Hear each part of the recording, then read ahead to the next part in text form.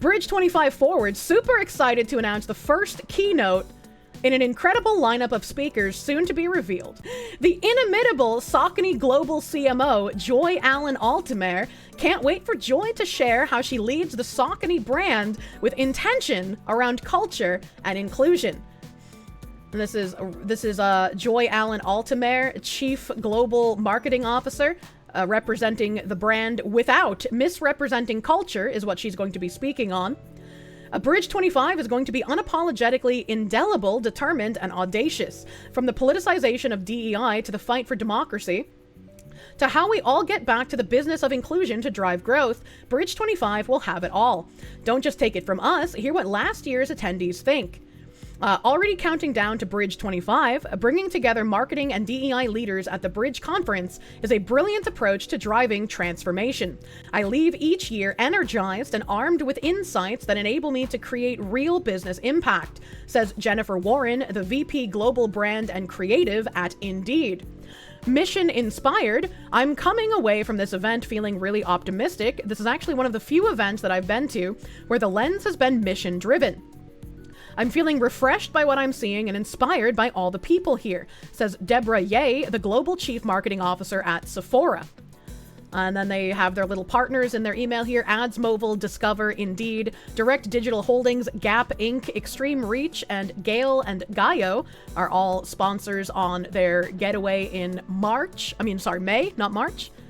And that's the end of that email. So if I go back here, we have Project Forward Weekly Guidance Issue 2. KB said I have already read Issue 1 for the March Weekly Guidance on stream. So we're reading Issue 2. Project Forward Weekly Guidance Issue 2. Led by Bridge, Project Forward is a cross-industry initiative designed to chart our collective path forward and meet the current moment head-on.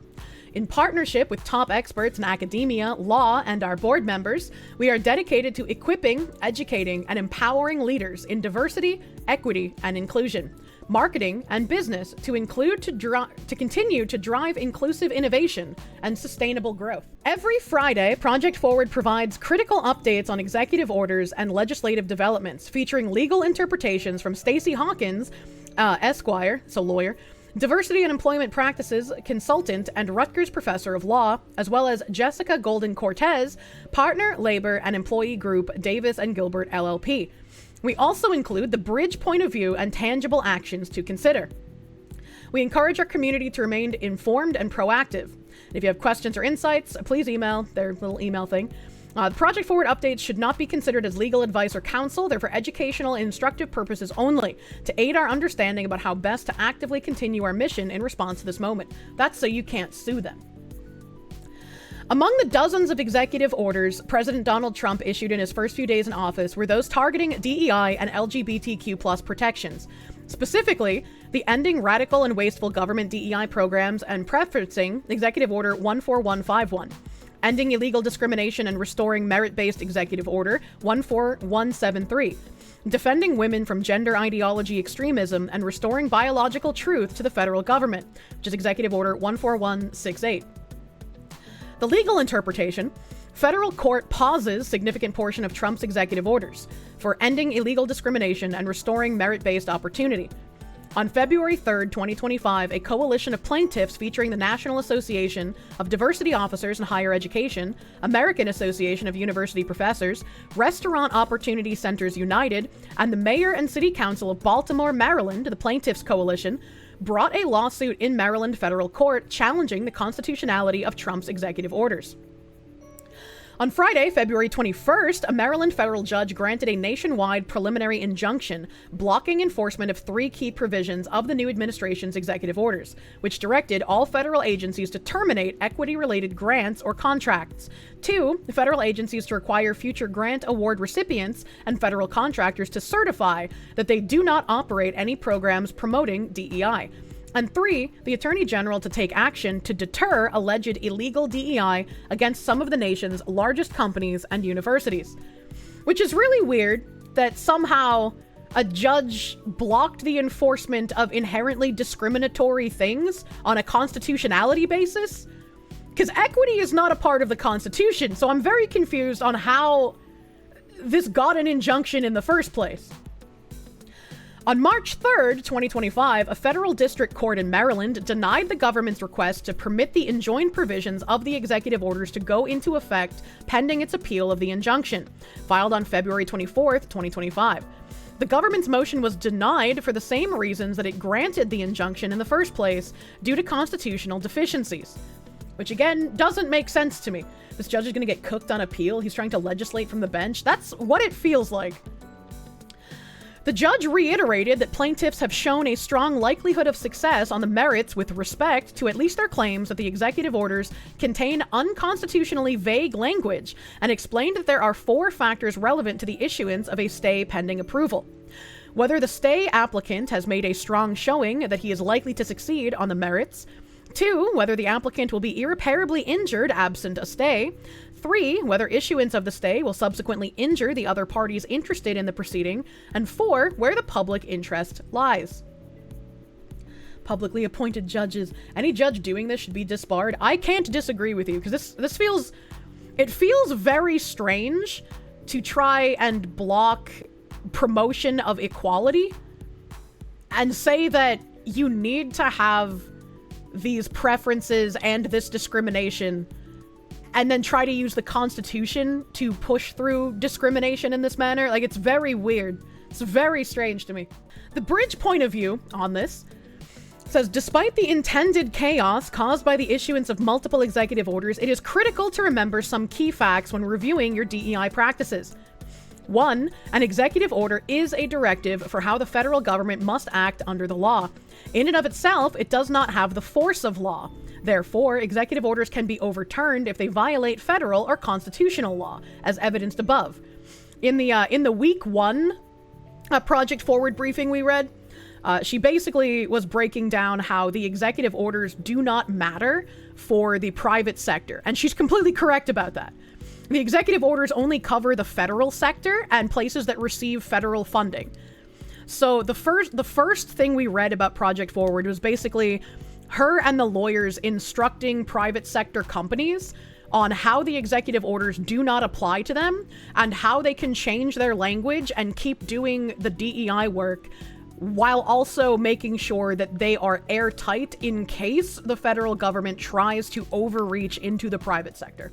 Number 2, the power the president holds over federal agencies is vastly different from the power he has over the private sector, which means the private sector should be cautious of capitulating to the politics of the moment and instead do what's right for their business growth and innovation, both outcomes of a successful DEI practice. I think that's funny how after I did like a little refresher, she essentially did the same thing.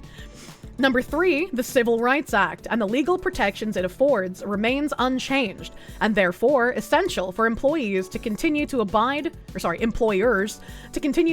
by these protections when evolving any part of their DEI practices. Number 4, discrimination of LGBTQ+ employees remains prohibited under the Civil Rights Act, despite Executive Order 14168's assertion of identity erasure of this community.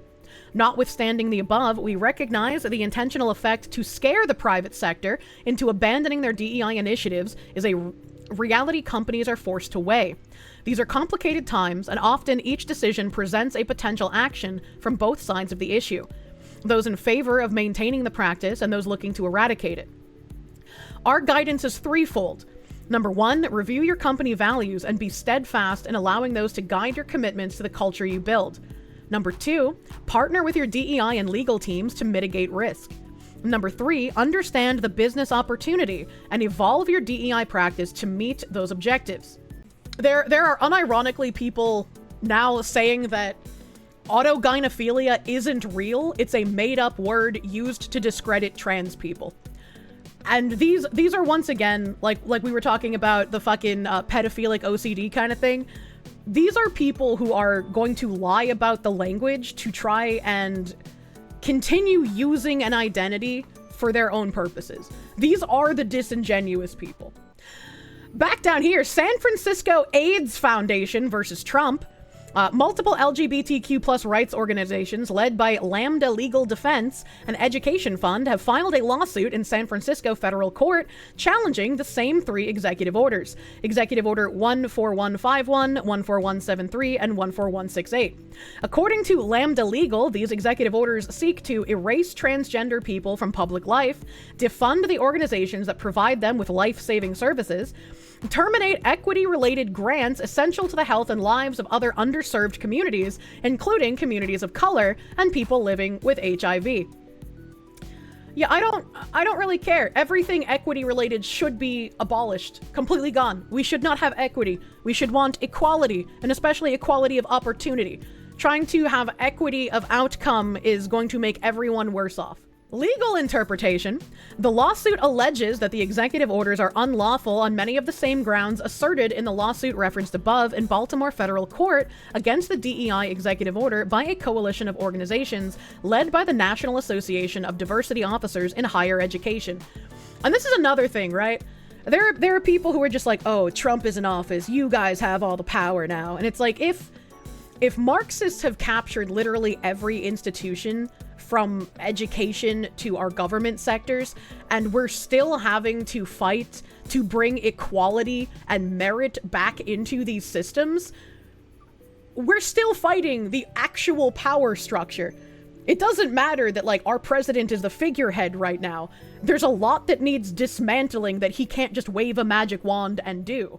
Specifically, the lawsuit argues with executive orders violating the U.S. Constitution's First Amendment by limiting the organization's free speech, the Fifth Amendment's Due Process Clause, and the Equal Protection Clause of the 14th Amendment, as well as the Administrative Procedures Act. An injunction is being sought in the San Francisco case, which could result in a similar temporary injunction that we have seen issued above.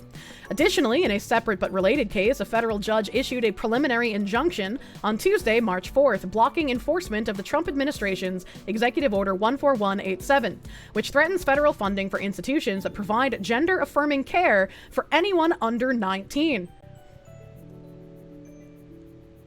I'm still a little confused, right? Like, even if corporations are counted as people, the First Amendment is for free speech and not for, like, action. And just because you have free speech wouldn't make you entitled to federal funding, right? So, like, I guess I'm still a little confused on the leaps of logic here that is being made for these kinds of things. The bridge point of view on these, so this is less legalese, the executive orders represent an orchestrated effort to roll back inclusion, erasing hard-fought protections for transgender, non-binary, and gender-expansive people. That said, discrimination against LGBTQ+ employees remains prohibited under the Civil Rights Act. This case could have significant implications for organizations offering inclusive healthcare benefits. Companies should reaffirm their commitment to equitable healthcare policies, prepare for possible legal shifts that may impact employer-sponsored health benefits, and lean into the robust resources that GLAAD is providing to ensure accuracy in the media and tips for allies. Andrea Lucas appointed acting commissioner of the EEOC. Andrea Lucas has been named the acting commissioner of the Equal Employment Opportunity Commission. The EEOC is the federal agency charged with the enforcement of Title VII and the Civil Rights Act of 1964. Which prohibits discrimination in employment on the basis of race, color, sex, national origin, or religion. The legal interpretation: Lucas has publicly declared her intent to exercise the agency's enforcement authority under Title VII by rooting out unlawful DEI-motivated race and sex discrimination, protecting American workers from anti-American national origin discrimination, defending the biological and binary reality of sex and related rights, including women's rights to single-sex space, protecting workers from religious bias and harassment, and remedying other areas that have been historically under-enforced by the agency. In other words, while Title VII was enacted and has historically enforced primarily on behalf of minorities and women, including gender minorities such as LGBTQ+ individuals, Lucas has expressed her intent to enforce Title VII primarily on behalf of white men and cis women.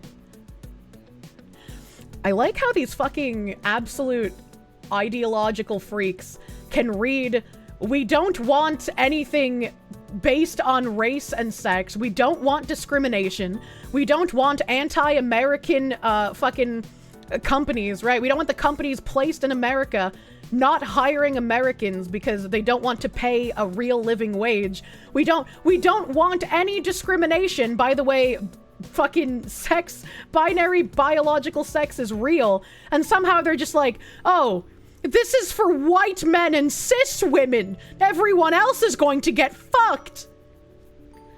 When you're used to preferential treatment and you're treated with privilege for so long, actual equality will feel like oppression. We don't want discrimination, so we need to discriminate to get there.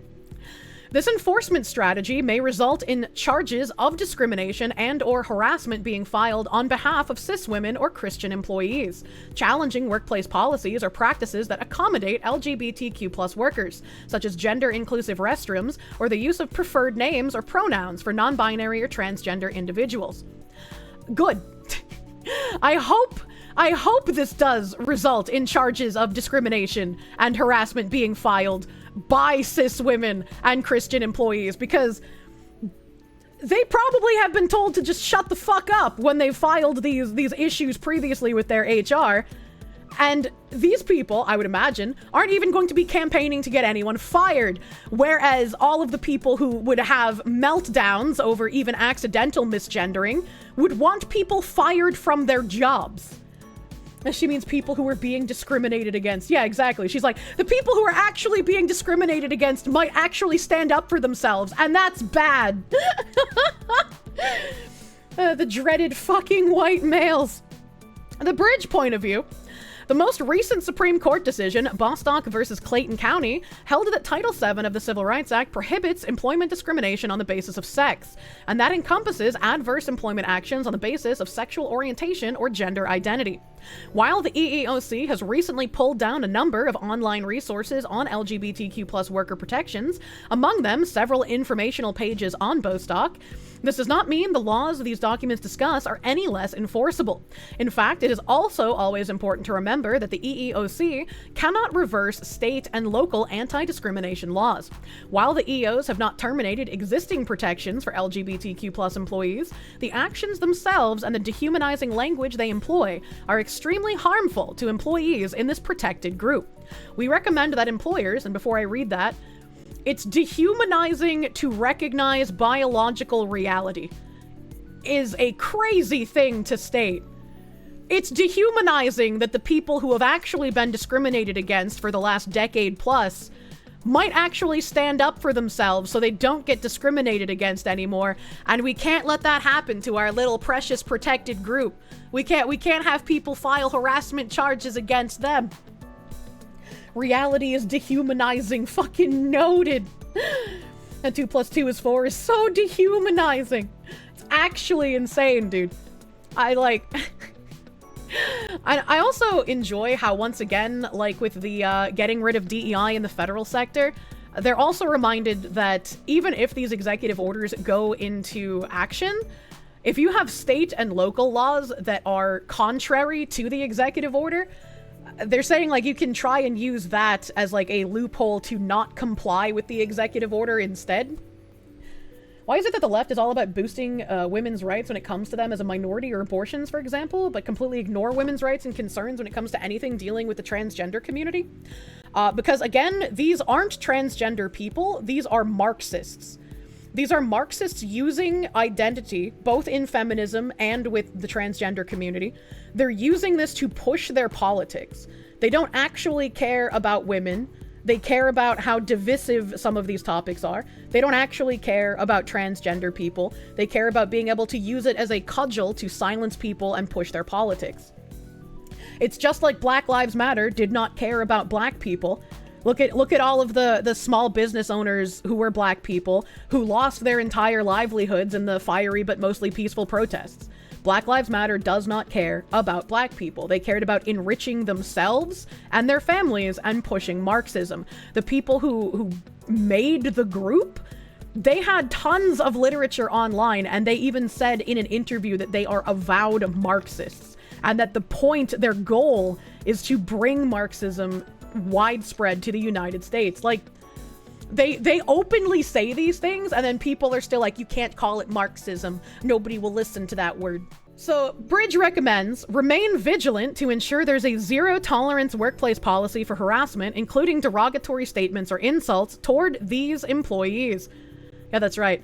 Towards those employees. If they harass the other people, like cis women and Christians, that's fine. Those people should be harassed and discriminated against. Be proactive and transparent in your communications to address questions and reassure this population that the recent actions by the federal government do not override their protections under existing law or otherwise undermine the employer's commitment to support them. And 3, remind employees to review your policy handbook, which should always enforce protections as prescribed by law. Reverse harassment isn't real. The true intention of Title VII and the assertion of reverse discrimination. That's true, chat. Just like reverse racism, reverse discrimination isn't real. Those protected transgender people are incapable of discriminating against anyone else. And don't you forget it.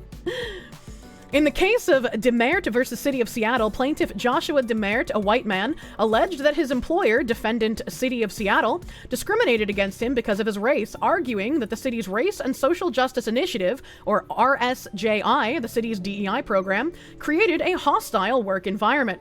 The Seattle federal court's dismissal of the case has been widely reported as endorsing an employer's ability to engage in workplace diversity training and other DEI-related efforts without violating Title VII.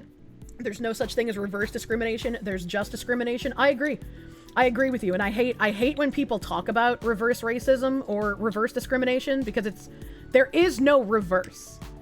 There is no reverse. It just is discrimination. It just is racism.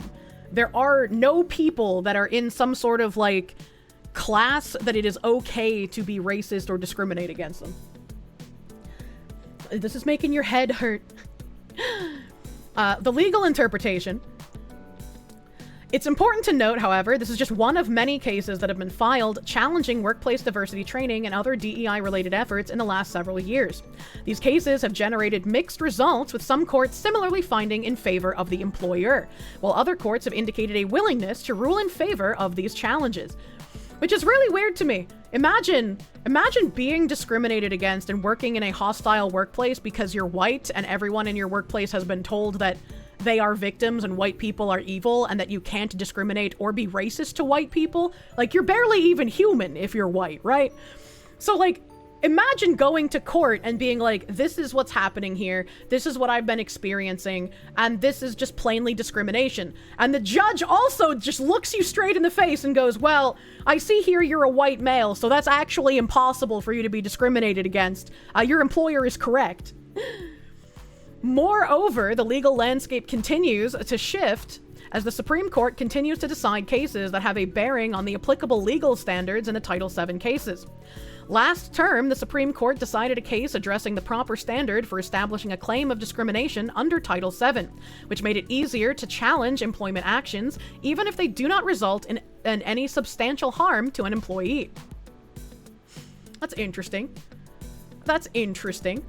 I wonder if this is possibly how that one conservative activist group, I can't remember the guy's name, but he's mentioned frequently in the articles that Bridge has people read. I wonder if this is how he was able to start bringing so many lawsuits against companies for their DEI practices. This term, the court will decide whether reverse discrimination claims filed under Title VII, i.e. those filed on behalf of white plaintiffs, men, or heterosexual and cisgender individuals, are subject to the same standard of proof as traditional discrimination claims filed on behalf of women or racial and sexual minorities, or if these claims should be subject to a higher standard. Currently, about half of federal courts apply a higher standard, and about half apply the same standard. Now, see, this is very strange to me. Why would white people, men, or heterosexual people be subject to a higher standard of showing discrimination than anybody else? Isn't this explicitly admitting that there is a two-tiered justice system where white people, men, and heterosexuals are not held to the same standard as everyone else? They're held to a higher standard and thus are allowed to be discriminated against to a certain degree. And if there are people who are currently allowed to be discriminated against in any way, shape, or form, why would anyone who is currently in the protected classes being allowed to use this discrimination think that they would be safe from the same standard in the future? When did Asians start being lumped in to the group of white people or men or heterosexuals, right? When did Asians start getting lumped into there and they no longer had the protections of a minority class? When do you think more women are going to start getting discriminated against in favor of people who believe they are women, right? Like this, it's a ridiculous two-tiered system. And I know the UK has like their two-tier Keir thing. I wish we had something cool that would rhyme like that. We have to be the better group to preserve their oppressor-victim complex. It's a little fucking crazy. I don't know. I don't really have too much more to add on this paragraph that we read. It's just I'm really sick of all of the gaslighting and all of the people unironically trying to say that you can't discriminate against certain types of people. Like, in fact, if you're trying to pretend that it's okay to discriminate against certain types of people, those people are going to become dehumanized and it's going to get really bad. And like, if you want to continue your eternal victim complex, you can't continuously exercise privilege to discriminate and harass against people you believe deserve it. It's like a level of cognitive dissonance that I can't even begin to understand. I thought reverse discrimination was a meme based on reverse racism. You should have known better. No, it's actually a thing they said, unfortunately. Last week, the U.S. Supreme Court heard oral arguments in Ames versus Ohio Department of Youth Services, an employment discrimination lawsuit that focused on a reverse discrimination claim under Title VII. Marlene Ames, a heterosexual female, asserts that she was not promoted due to her sexual orientation. These oral arguments suggest the court is likely to require reverse discrimination claims to meet the same standard applied to traditional discrimination claims, rather than apply any higher standard of proof to these cases. Good! Fucking good! That is the way that it should be, and there's no such thing as reverse discrimination. A fucking heterosexual woman should be held to the exact same standards as a homosexual woman when presenting a discrimination claim. It would be just as obvious in either direction. Reverse nothing, it's just regular racism like the real ones. The Marxists have to play this word game because you can't make a power structure of oppressor and victim unless you elevate the people that you want to be the oppressors. So you have to call it reverse racism and reverse discrimination to make it sound like, okay, maybe sometimes the oppressive group can experience this in small, isolated cases, but it has a higher standard because typically you cannot oppress the oppressor, right? They have to like use all this flowery language to make people believe that it's a completely different scale. The bridge point of view here.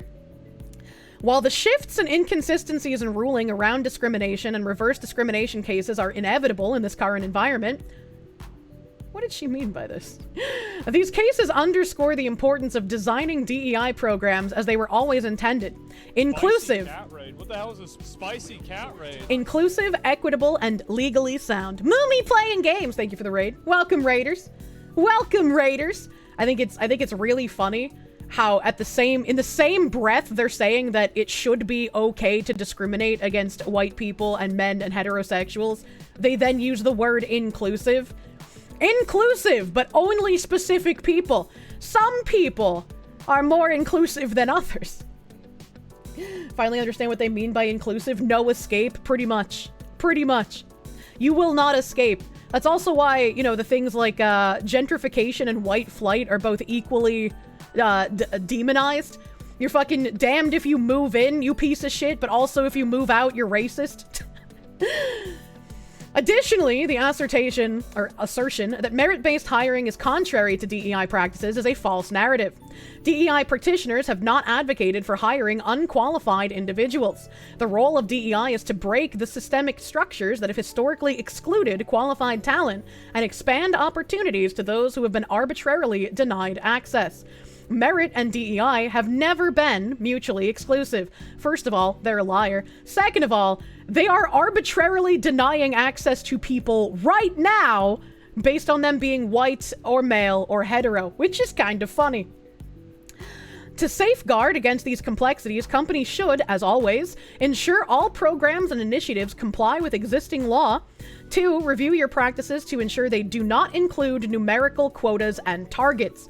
And again, like I have been reading from Bridge directly since January last year, this has been something they've been planning on doing. So these companies pulling out of reporting, these companies removing their like visible writings about DEI is not getting rid of DEI. This was always the plan. This is not a win. Do not celebrate it as a win because, again, this was part of the plan. Clearly define a zero tolerance policy for all forms of discrimination and ensure it is clearly communicated to your employees. Establish transparency in all practices, including talent acquisition, retention and management, promotions, evaluations and decision-making processes, as well as performance evaluation. Above all, partner with your DEI practitioners. Skilled DEI leaders can help you review, mitigate risk, and evolve your practices, aligned with workplace inclusion and marketplace impact. This is like the end of those tweets where people like complain about things and then they're just like, subscribe to my Patreon, don't forget to follow me, here's my tiltified link if you want to tip me. Bridge invites everyone for community calls. Bridge Forward annual 2.5-day retreat. All right, so this email is over. Meet the moment at Bridge 25. Excited to announce an incredible session with 2 formidable women, Stacey Hawkins and Jessica Golden Cortez, to help us fully understand the legislative and legal interpretations of the diversity, equity, and inclusion executive orders and subsequent lawsuits, as well as the implications for the private sector. Everything we present at Bridge 25 will equip you with all the tangible strategies and tactics that you need to successfully, effectively, and audaciously lead the moment. And I know that Stacey Hawkins is the legal lady that's been advising them in those forward briefings that we've been reading. I'm not sure if Jessica Golden Cortez was mentioned. I recognize the Davis and Gilbert, so maybe she was also mentioned in those. I'm bad at remembering names. So we have Stacey Hawkins, professor of law at Rutgers Law School. This is the Esquire lady. We have Jessica Golden Cortez, partner labor and employment group at Davis and Gilbert.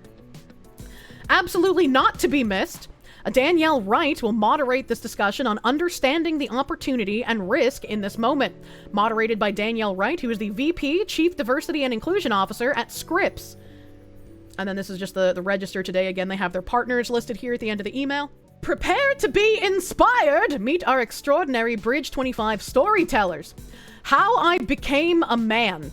On Sunday evening, Nats Getty will share his intimate and personal story of how he transitioned and changed his pronouns to he, him. Nats Getty is an LGBTQ plus activist. Bridge Stories Coming to America is on Monday morning. You will hear DACA recipient Bernice Alakala Jimenez, tell her story about leaving her country at 1 year young. Bernice Alakala Jimenez is a managing marketer and fashion model, as well as a DACA recipient. This looks like an AI-generated person. Bridge Stories, The Paris 3. In Paris, Kentucky, 1961, 3 young black girls made a bold decision to sit down at a whites-only diner. Arrested and held in an adult jail, you will hear about the profound impact of the actions of Wida Allen, Augustine Fields, and Margaret Nichols. The ripple effect of their resilience, moderated by Wida Allen's very own granddaughter, Carrie Claybrook. I've never heard of this case. Does anybody know what went on with the Paris, Kentucky 3? That happened in your hometown. Yeah, I've never heard of this before. Adult jail? Aren't all jails adult jails? How do you have a story about leaving for America when you were 1? I mean, I guess they missed the boat for the anchor baby, so they got a DACA instead. They got the dreamer thing. She left her country at 1 year old. She doesn't even remember it. Yeah, she was just brought here by her parents, who are probably illegal if we're taking that into account. I guess these are the people. Carrie Claybrook is a senior director of marketing at Walmart, as well as the producer of the Paris 3. Don't wait to register and join the top DEI marketing and business leaders in Oceanside, California. And then again, they have their sponsors here. I don't think these are multiplying. Gen Z isn't buying Black History Month campaigns from brands scaling back on DEI. Again, I didn't even hear anything about Black History Month. Very informative, Foxy. Manya! Despite President Donald Trump's, this is really tiny text, what the hell? What the fuck? Despite President Donald Trump's DEI ban and decisions from companies like Meta and Walmart to scale back on diversity policies and programs, diversity, equity, and inclusion remains a critical issue for PR professionals. And for Gen Zers, it's non-negotiable. And again, every single article we read that's put out from these people talk about how much Gen Z cares about like the race and the orientation and the intention of the people they're consuming products from, which again is why content creators were something that was talked about very early on as people who are important to partner with if you would like to get the message and the work actually done on a larger scale again. And remember, despite the amount of like propaganda we were pumped with in school, Gen Zers have had it even worse than we did. Like all of these like crazy things that we see reposted by like libs of TikTok and shit from all the TikTok people, this is like what they grew up with, essentially. Did you like telling us how everybody is on their side? The stats could be fudged. They could be making it out to be a bigger deal than they actually are. But once again, chat, remember their goal is to create the modern audience. And when you are pumping propaganda into each successive generation of American children, you up the propaganda with every successive generation.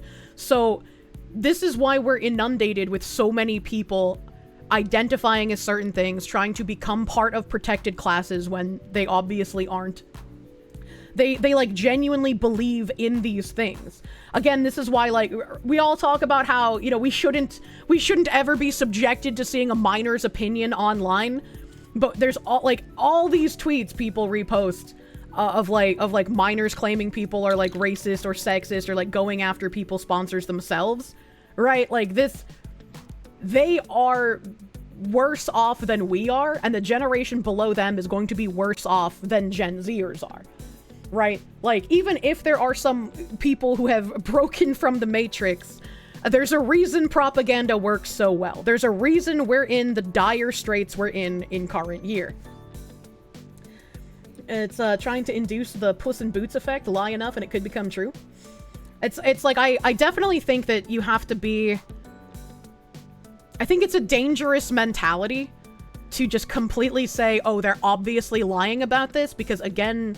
their intention is to create the modern audience. Their intention is to create these people who are inundated with their ideology, and so they won't know any better, right? Like remaking all of the classic movies, destroying all of these IPs, remaking all of these video games with their fucking nonsense in them. This is the goal. And so I think it's dangerous to think that it's just lies that these people are on their side, because then it sort of disarms you. And you get shocked 10 years later when you're like, oh, why are things this way? Older Gen Z, younger Gen Y are the same people. You really want to say that I'm just saying that to put up a front of popularity? Yeah, the propaganda is getting pushed harder, but that's resulting in much more extreme opinions on both sides. I don't think this is popular. I think that it's something you just get used to. Right? Like, when I was younger, things that I remember being taught, again, like reverse racism, was something I unironically said for years. Because when you're in school, you're taught that reverse racism is a thing. You see reverse racism in news articles. You hear it from your teachers. You get used to using reverse racism, and you believe that it is a true concept. Same with like affirmative action. You grow up with affirmative action and you just think like, yeah, that's normal. Why wouldn't we want to give jobs to women and minorities? And then you realize that affirmative action isn't actually what you thought it was when you were growing up, right? Like you can probably think back better than I can because my memory is shitty, but you can probably think back to more things that you were taught in school or you learned growing up that actually weren't what you you were taught they were. Not reverse racism, it's just racism. Yeah, exactly. When they truly believe, are they lying? See, this is why I think it's important. Like, the end goal is the same, and so, like, the actions of the people are all the same, but there's a very clear distinction between, like, the people who are actually in power and wanting the landscape to change, because then they will rule over a like brain-damaged, uncritically thinking serf class that they can milk for ages for labor as well as money. There's those people. There's the people who maliciously lie and know they're lying, but they think they will become part of that ruling class once this landscape has changed into the ideal utopia. And then there are the true believers who aren't lying. They are sincere in their belief in this system. They trust both of the liars above them because they think this will usher in a much better world. They believe they are a good person completely. They believe that they're fighting on the side of people who are oppressed. They truly believe in this. And these are the people that you can show facts to, you can show evidence to, you can show them, as Bezmenov said, that white is white and black is black, and they will not believe you. They will not believe the things you say or show them. They don't live in tangible reality, and they're not lying. They have been completely ideologically captured. You fucking hate Reds. Yeah.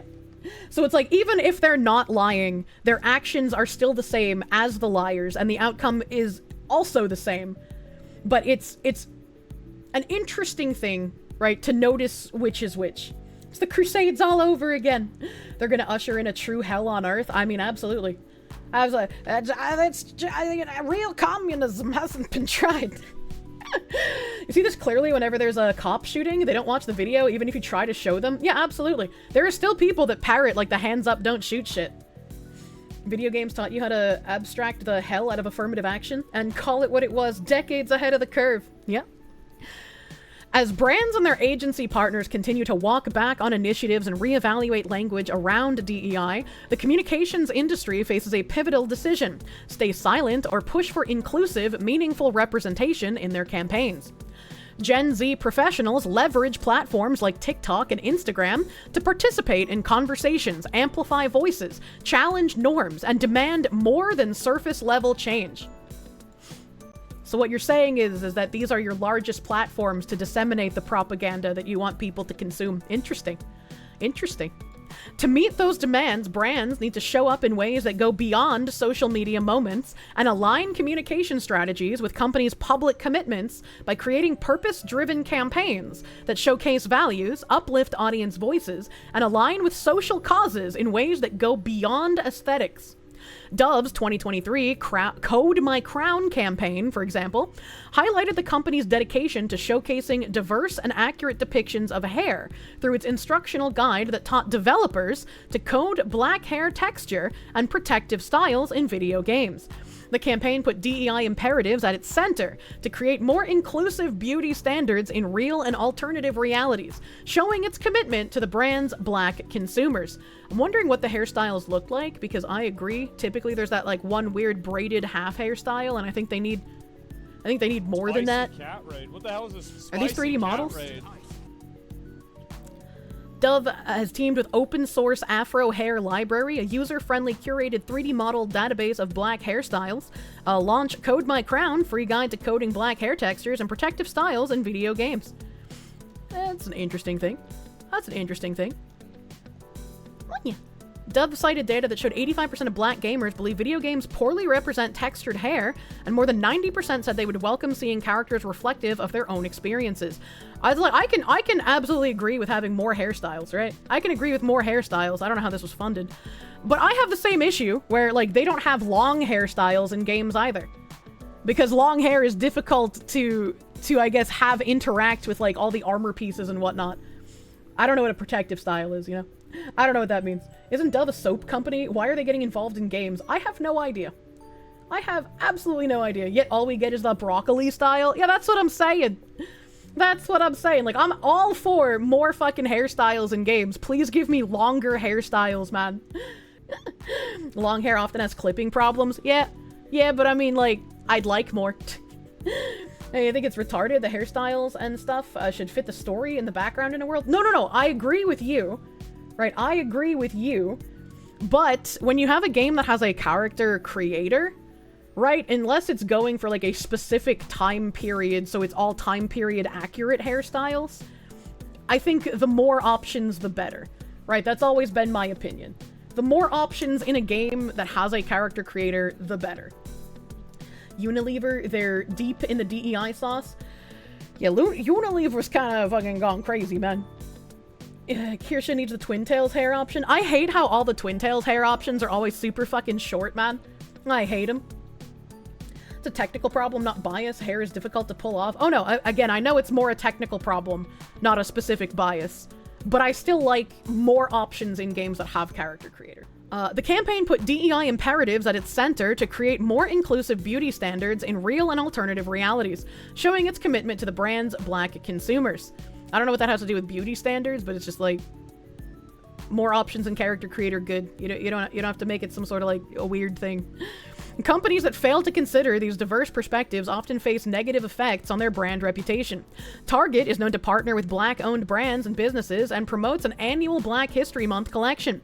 But the retailer's recent decision to end its DEI initiatives after spending 5 years advertising those values puts forth a conflicting message.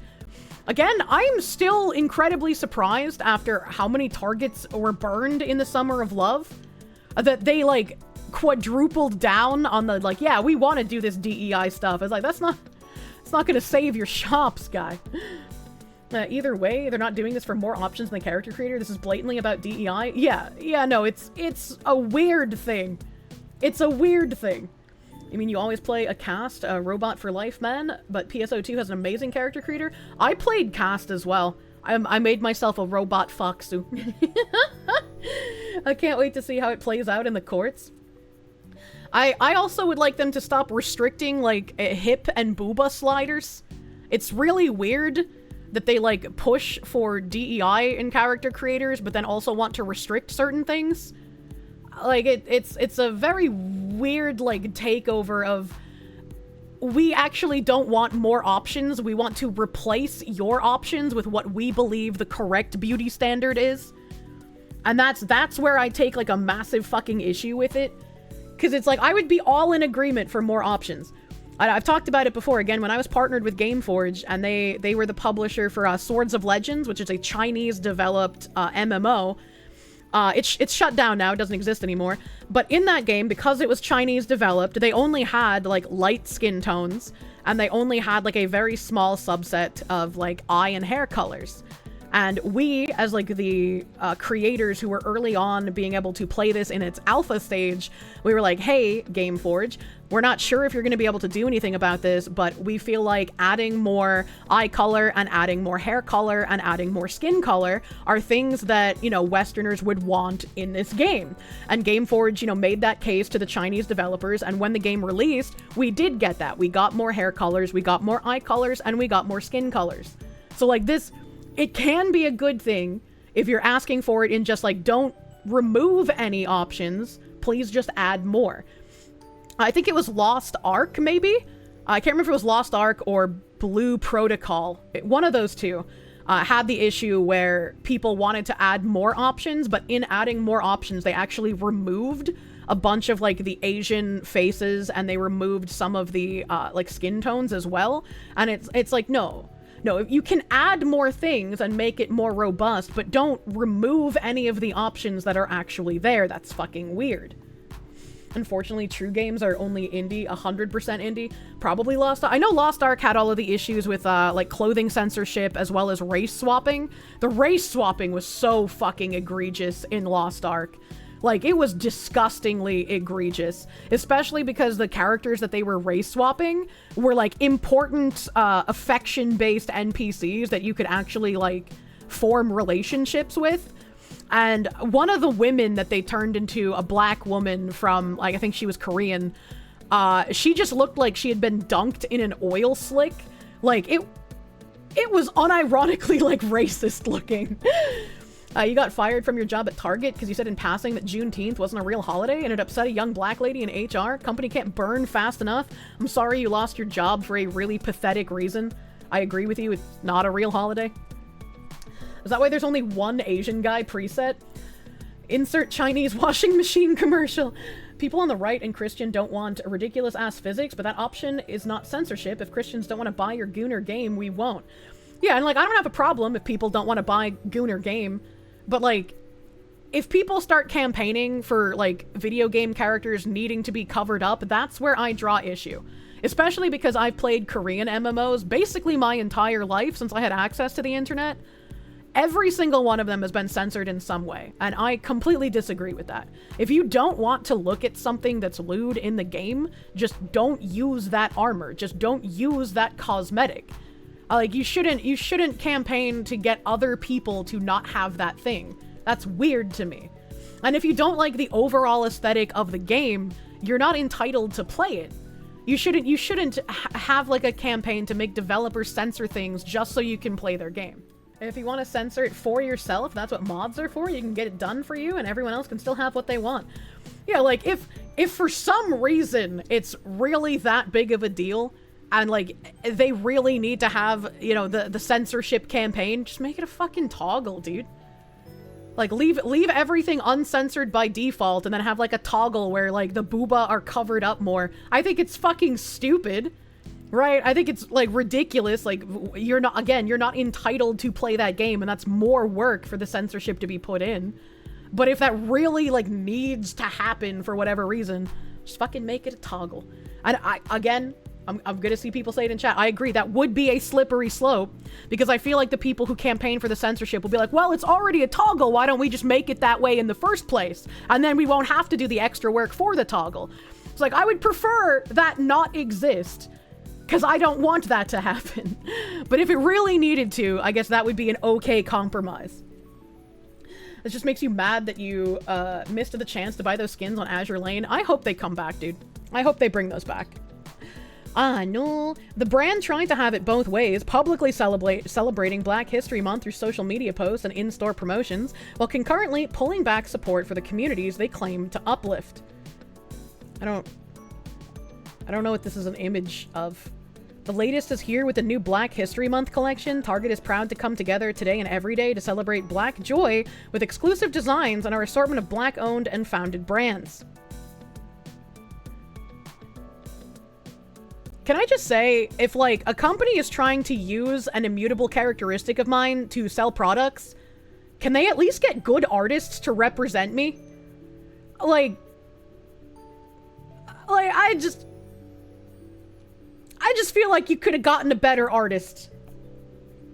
They took the Joy brand from Kamala.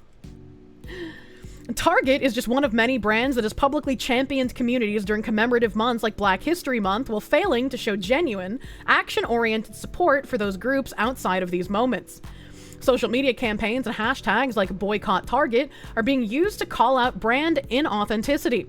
Organizing rights collectives We Are Somebody and Until Freedom have called for a month-long boycott of Target, particularly during Black History Month this year, and are encouraging consumers to instead purchase directly from Black-owned brands. And again, this is something that Bridge had been talking about. They're saying that a lot of companies were just doing performative DEI, like they were just sticking it as an afterthought, like in their marketing campaigns, and they were just hiring based on quotas, and that's not actually doing the work.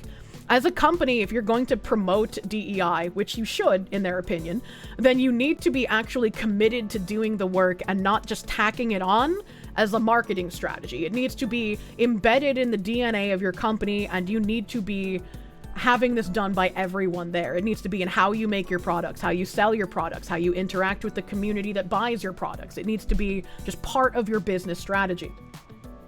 And so it makes sense that people are boycotting Target because, again, Target is not doing exactly what they want. Oh, little nice fist there. We Are Somebody is a coalition building organization for the working class. I just don't believe you. Social media provides a space for consumers to hold companies accountable, and Gen Z, the social media generation, is behind many of the movements looking to expose inauthenticity and demand change from the companies they financially support. Gen Z closely examines brand behavior and is making note of companies that publicly celebrate Black history through posts to consumers, but intentionally end programs that financially elevate minority communities. Our generation is shaping the future of DEI by pushing for authentic representation and systematic change, ensuring that our industry mirrors the diverse world we live in. Posting alone isn't enough to cover anti-DEI behavior anymore. Brands have to speak up and act or risk losing Gen Z's support. Kayla Marrero is an assistant account executive at AdFaro. What is it? Heinz Ketchup As chip dip. Okay. I was hoping this was... I was hoping this wasn't a fucking Heinz DEI thing down here. Also, why more brands are ditching the perfect family trope? What does that mean? What does that mean? Shut up. Perfect parents, perfect kids, perfect home. Ads love the fantasy, but as diverse households become the norm in Asia, Quantum Rainham Wilden Ramahandi what explores how clever brands are embracing new family dynamics through fresh storytelling. The theme of home and family and brand communication is often conveyed with warmth, typically featuring a complete family unit, a mother, a father, and a child, sharing everyday moments. Mothers are often shown handling domestic tasks with a child's help, while fathers return from work, reinforcing traditional family roles. In Southeast Asia, where collectivist values remain deeply rooted, this idealized depiction has long been the norm. This portrayal suggests that a family's completeness is essential for overcoming challenges and achieving happiness. The father is the breadwinner, the mother the caregiver, and the child the source of joy. But what happens when an advertisement steps away from this conventional narrative that portrays an incomplete family? I don't like this. I don't like this idea. Like, why, like, you've already destroyed the nuclear family in so many senses. Why is this necessary? Let me out. It's like, why are they doing it in Southeast Asia? Over the past 5 years, brands in Southeast Asia have started addressing single parenthood with more nuance. Oh, is it all the, like, sex tourists, like, fucking the women there and then abandoning them? Some ads highlight the absence of a parent, portraying the emotional weight it carries. Others tackle the stigma single parents face, showcasing their resilience and overcoming societal judgment. Some redefine family entirely, shifting the focus from structure to the strength of parental bonds. Increasingly, brands are also portraying single parents not as struggling exceptions, but as everyday individuals who balance caregiving and work with determination. In some ads, the absence of a parent is central to the emotional pull. A Petron Malaysia's campaign captures a child longing for her absent mother, emphasizing the pain of separation despite the father's best efforts. Similarly, Life Buoy Indonesia tells the story of a child who moves forward without their mother, keeping her memory alive through words of wisdom that guide them. These narratives tap into traditional values, reinforcing the idea that parental presence, especially a mother's, is irreplaceable. By tapping into sadness, these advertisements' narratives evoke empathetic feeling, making them a compelling medium for a brand to connect with the audience. Ew.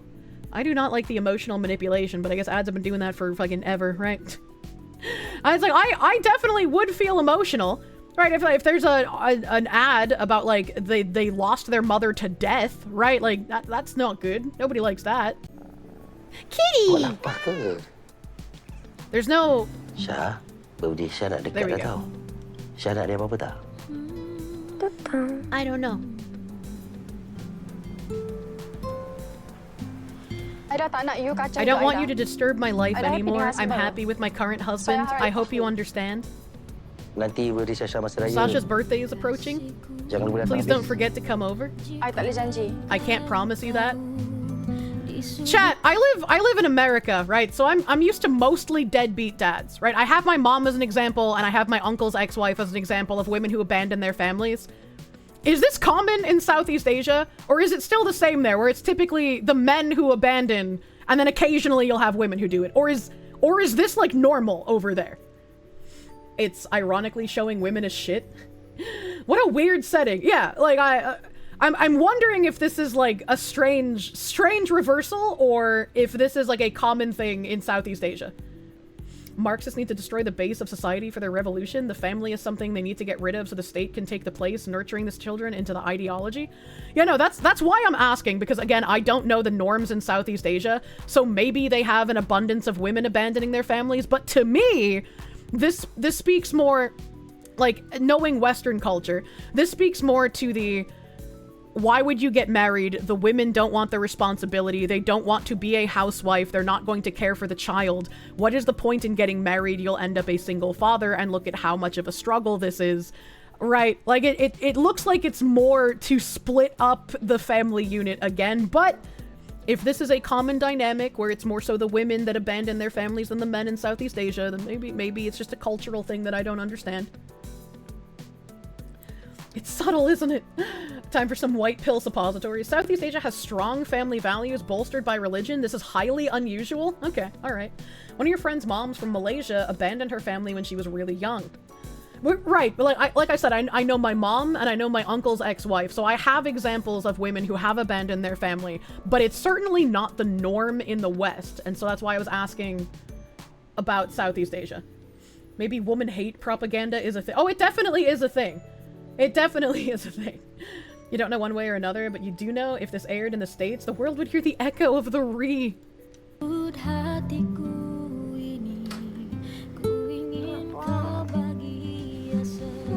I want mama.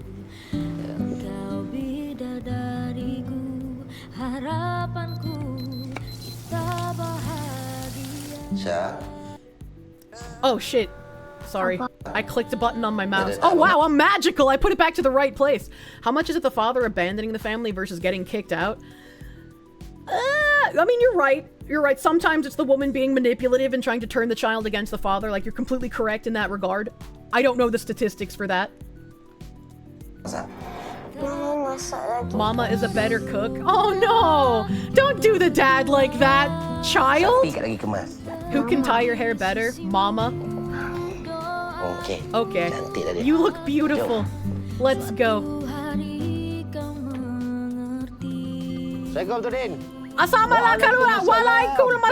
Sorry, I can't read that fast. I can't. Hold on.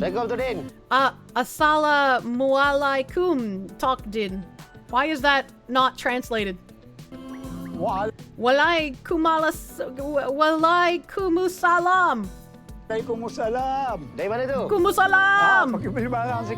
We're buying groceries. Okay, take care. Sasha, grandma, grandpa. Be patient. That's how kids are. Just be patient. Let me take you to your room, Mom. Sasha! I'll go back first. We only have enough money for bread, but not for kui. A dick. Take this. Thank you, Abang. That Abang is really nice. This food is for whom? All for Tokdin. Poor Tokdin. His life is hard. And he lives alone. Is it? Sasha, don't judge anyone like that, okay? It's not nice. Be careful, don't spill it. That's a cool fucking lunchbox! I want to appropriate their cultural lunchbox, chat. Mama might not be able to join us tomorrow, okay? Why? But it's okay. Grandma and Grandpa are going to be with us. Cock, we have some rice for Rhea. Thank you. Take care. Waalaikumsalam. I'm trying so hard. Thank you so much. Just some food for Rhea. Can I have one? Amin is my grandson. I don't know where his parents are. Oh no, that kid had both of his parents abandon him. Why is child abandonment so common in Southeast Asia?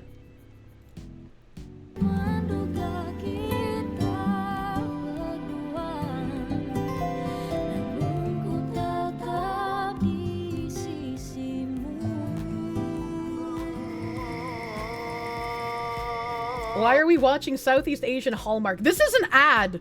This is a, how long is this? 4-minute and 14-second advertisement from a company. I have no idea what kind of a fucking product they're advertising yet. I am very confused.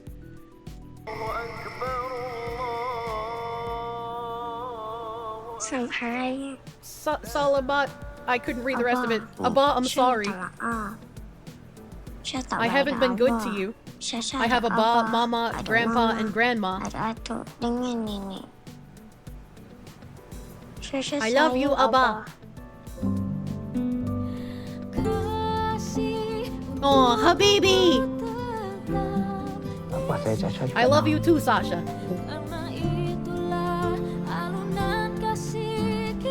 Resolve the disagreement, foster happiness. Assalamualaikum. Mama, surprise.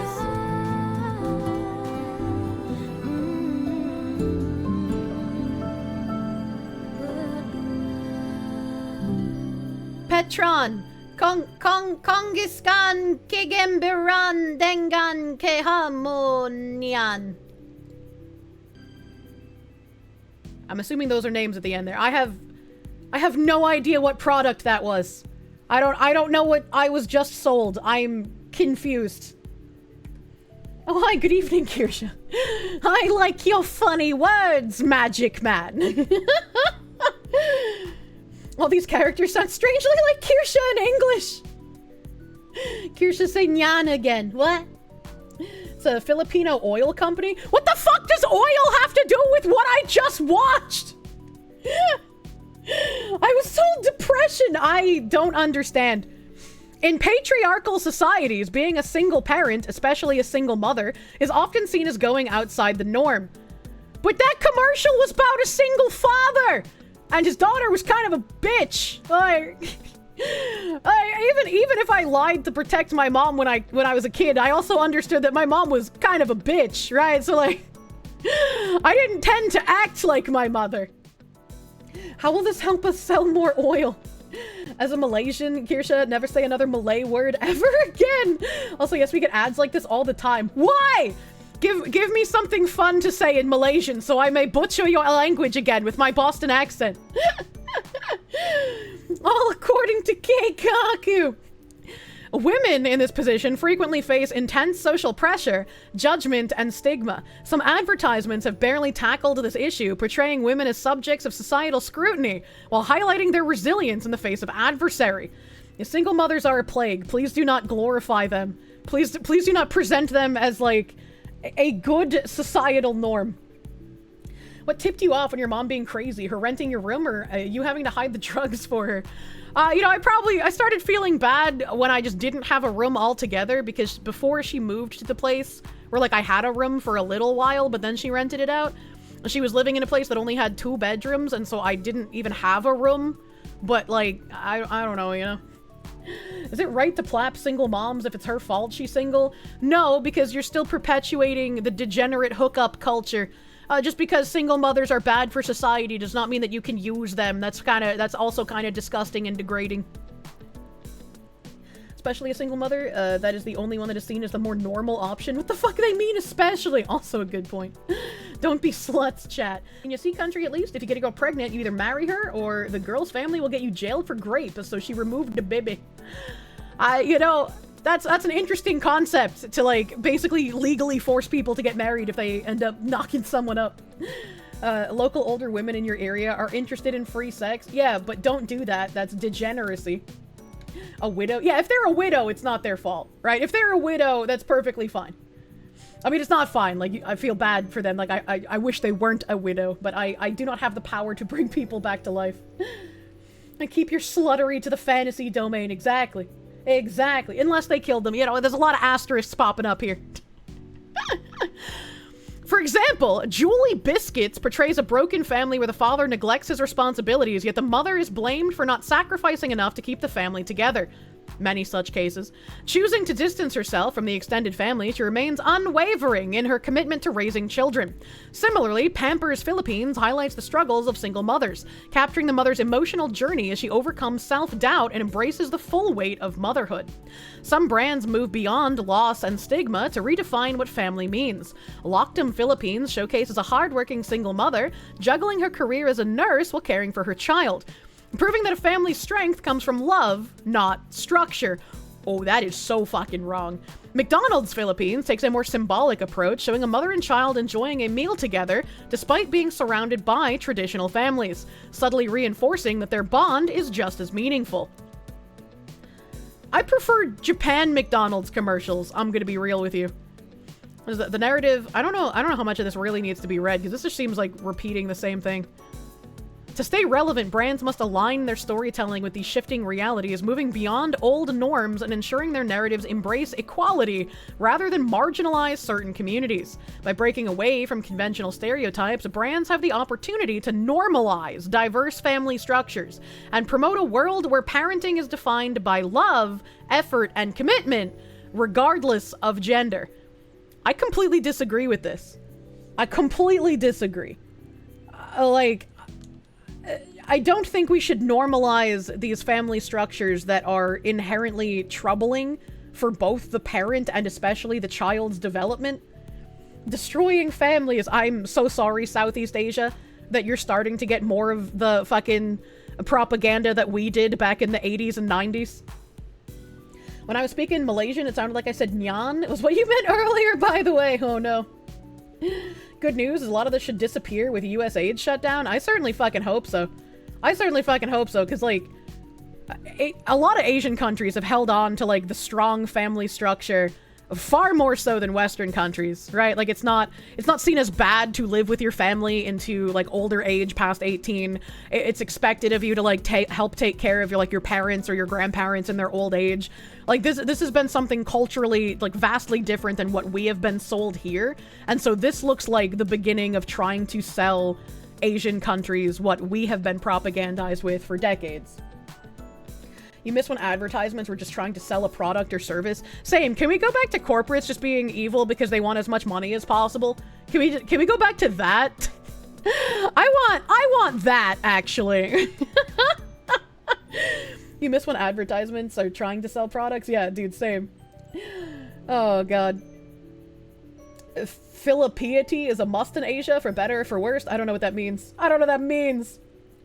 You don't like that you're expected to basically cut ties with your family at 18? Shit's retarded. We used to live with our families until we died, basically.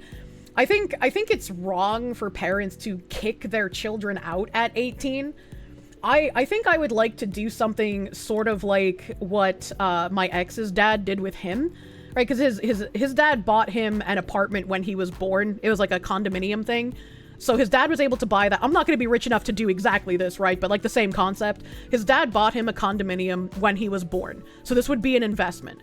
So when he was 18, he could live in that condominium and he could pay his dad rent to sort of learn how to manage his money, right?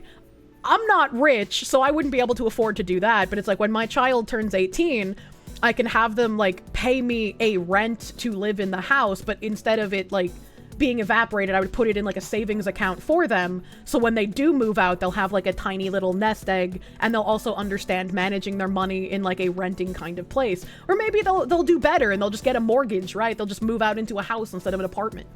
Right. I think treating it kind of like that is a good idea, right? Like I would never want to charge them rent like an actual landlord, but charging them like, I don't know, like $200 or some shit, like something small, and then putting that in a savings account for them for when they actually move out, I think is a good idea. Pretty clever to do that? Yeah. Yeah, like I think that's a good idea to do.